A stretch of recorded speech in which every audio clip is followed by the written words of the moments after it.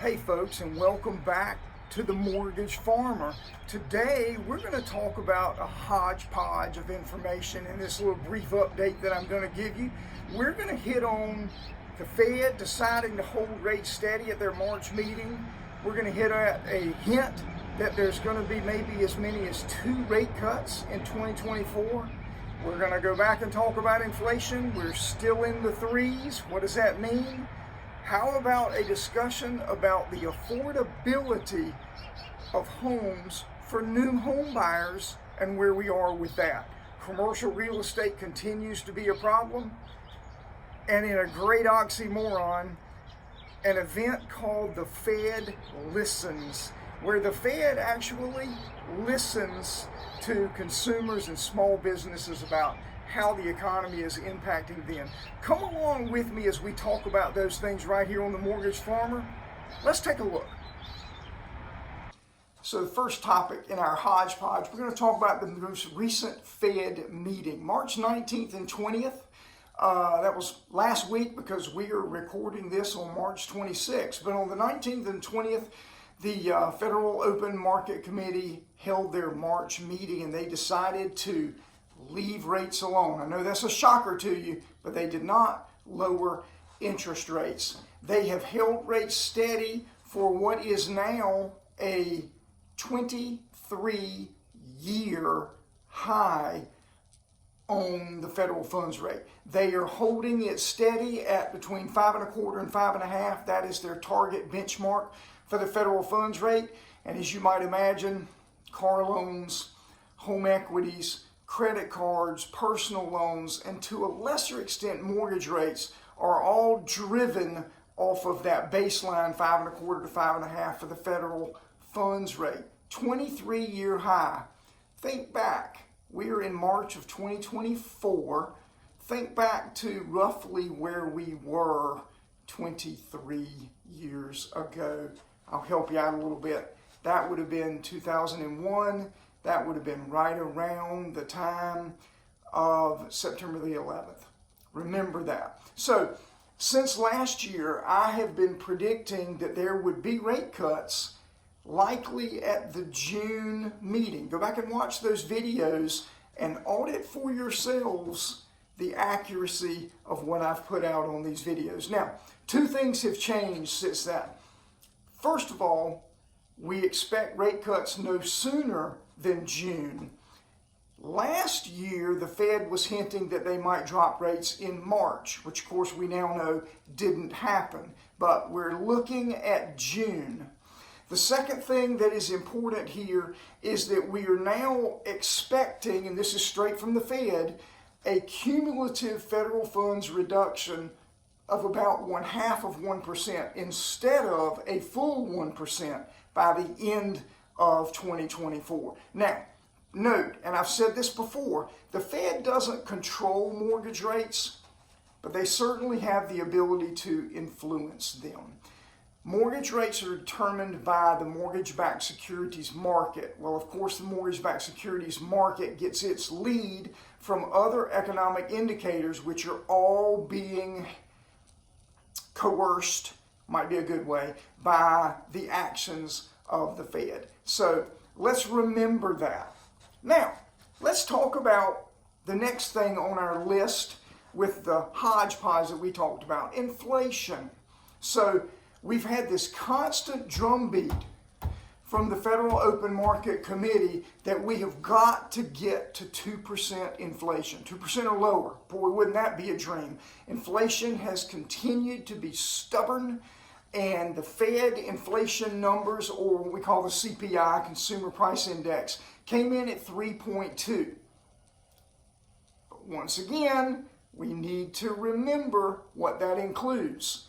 And core inflation, which, as I said, is basically, we track that by watching the CPI, excludes those 2 things that the average consumer would not consider insignificant: food and energy. What it costs you to feed your family and what it costs you to put gas in your car. I would say that those are 2 of the things that create more angst among consumers than anything else. But that's what we're looking at right now. So inflation continues to be troublesome, continues to be a sore spot, and the Fed continues to beat that drum saying we are not going to let off until we see signs that we're moving toward 2%. Now remember, inflation was very, very high a couple of years ago. I have to give them a pat on the back. They've done a good job of getting us from those 7s down into the 3s. I think that it will organically fall back into the 2s. I don't know that we'll get to 2%, but I feel like it will organically hit there. Once again, at the end of this video, we'll talk about why I wish the Fed would leave us alone, but nonetheless, we're at 3.2 as of February. We won't have the March numbers until sometime probably early, mid-April to see if we made any progress from that. Maybe we'll put a video out when that comes out and we can talk about that. Let's talk about that next topic on our hodgepodge. So, affordability for homeowners, and more specifically new homeowners, is not what it has been in the past. I'm not allowed to quote or reference the specific indices created from the National Association of Realtors, the NAR. Theirs is proprietary. They share it, but they don't allow us to use it or publicize it. But there's others. There is the St. Louis Fed has an affordability index.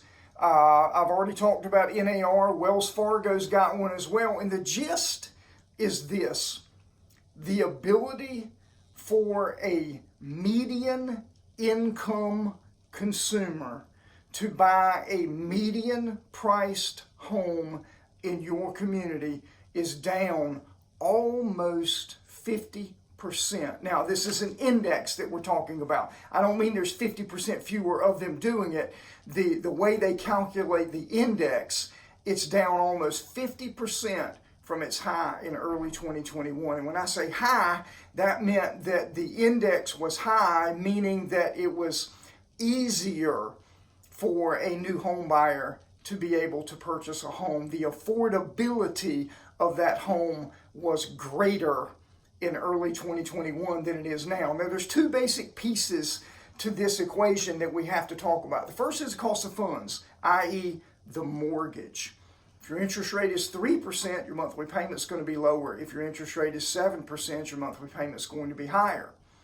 And the second piece of that equation is the cost of the home, the price of the house that you're buying. Now, we are 1 month away, in other words, February of 2024, we are 1 month away from having the lowest affordability in a decade. Let's say that another way.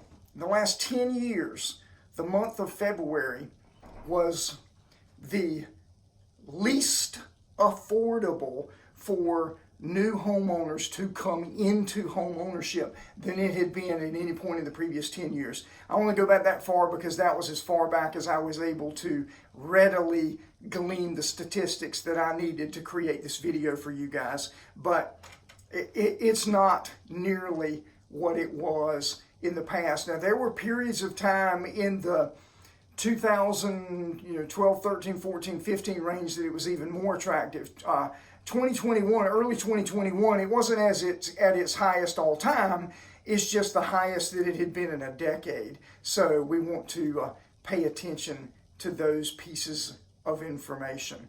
So let's move on now to the next hodgepodge item that I had brought up in our list here. And it's something that I've talked about in a few recent videos. So let's talk about that. Commercial real estate continues to bleed.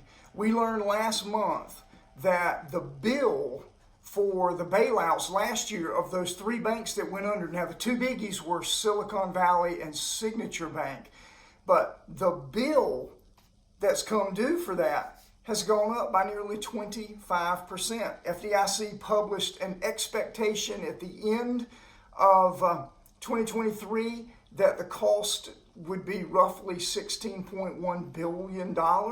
Well, they just updated the bill, and the bill is now well north of $20 billion. 25% increase in the cost. Now, we the consumers do not directly pay that cost. It is funded by the member institutions, but where do you think they get their money from? That's right, they get them from the consumers. Anyway, that's just one example of this conversation we've been having here on these videos about the struggles in the commercial real estate sector. If you watched one of my last videos on this topic, you heard me say that I believe that there will be a slew of smaller banks that will go under due to the problem or problems that arise for them from commercial real estate and the commercial real estate crisis, the default on commercial real estate.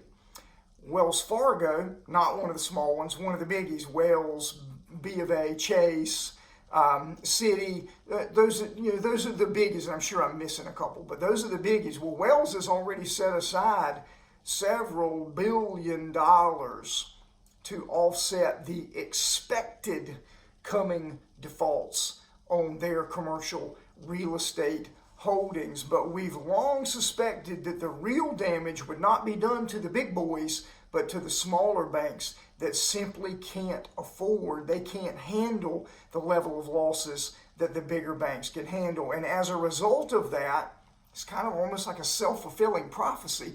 As a result of the expected defaults, many of these smaller financial institutions have begun selling off their commercial loan holdings to private equity firms at steep discounts. In other words, they'd rather knowingly lose, I'm making this number up, $10 million than come to find out lose $100 million. So they are taking those sorts of educated guesses or risks by offloading their commercial real estate holdings to these private equity firms that are more equipped to handle it. And of course, they do it at a steep discount, and that's where it's kind of a win-win for all of them. So commercial real estate continues to be a problem. Let's talk now about the last item on my hodgepodge list that we came up with. We'll hit that right now. The Fed holds a routine event called Fed Listens. That's the oxymoron that I was talking about earlier. And at their recent meeting, the Federal Open Market Committee and the Fed chairs, each Federal Reserve organization, I think there's 13. I should look that up and check. I'll put it in the video right here. The Fed chairs that are able to attend are there, and boy, did they get an earful from small businesses and small business owners describing the devastating consequences of the Fed's now that's my word, not theirs, manipulative actions of holding the federal funds rate artificially high. For a sitting president to weigh in on Fed policy, remember the Fed board is supposed to be non-political, meaning they don't answer to any one body so that they can, in theory, act in the best interest of all and not have political leanings. But for a sitting president to weigh in on Fed policy, that's pretty unusual. But yet that's exactly what we got last week, or I guess it was maybe 2 weeks ago, when President Biden spoke out openly and called for the Fed to ditch, again my words, their witch hunt on inflation. And that's essentially what it's become, a witch hunt on inflation, because they have decided that 2% is the number, and they're going to, at all costs, get the economy to 2% so that they can claim success. At what cost does the success ultimately come? Anyway, so the president has spoken up. Everyone at the Fed Listens is giving the Fed an earful about what these interest rates are doing to small businesses. We've talked in video after video about what it's doing to you and me, to regular consumers, now small businesses. By the way, the mortgage farmer is a small business, and I can assure you that the federal funds rate and the artificial decisioning that they've put in there to create this this target of 2% inflation is definitely impacting the mortgage farmer, much like I'm sure it is you as well, as you struggle with, you know, things costing you more than they ever had before. Well, it's too early to tell whether his call for reduction will have little effect or no effect, but it'll be one of those two. There won't be a lot of effect that's had. We'll be confident it's one of those two. I hope you have enjoyed this video. I hope that you will remember the words that I've put in many of my videos. Don't take me too seriously. I don't take myself that seriously. Please hit that subscribe button. Please pound that like button. We grow traffic on this channel by allowing this content to go out to you, and hopefully you will subscribe to the channel so that you can be known. It can be known when videos come out, but more than anything, it helps us with the statistics that we have with YouTube. We're looking forward to growing not only the mortgage farmer, but also the side hustle, the mortgage farmer at the Halifax Hilton. We enjoy both of those. I hope you do too. Thank you for spending a little bit of time with me this morning, and thanks for coming back, and we'll see you next time right here on The Mortgage Farmer.